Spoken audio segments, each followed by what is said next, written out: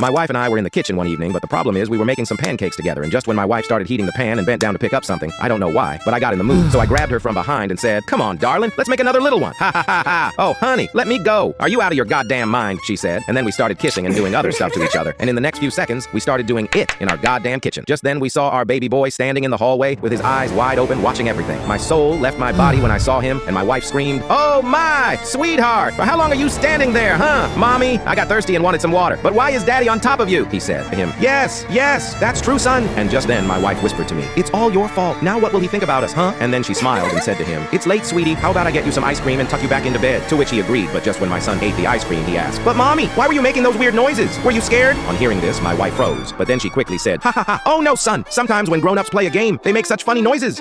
It's like wrestling." On hearing this, my son thought something for a minute, smiled and said, "Okay, mommy, but if you're playing such games, then you must play in the living room, on the sofa." "Why do you say that, sweetheart?" my wife asked, to which my son looked at her in the eye, took a deep breath and said, "Well, mommy, you might get hurt in the kitchen like Aunt Julia did while she and daddy were playing the same game 2 years ago. And since then, every weekend when you go out with your friends, they play in the living room on the sofa for hours."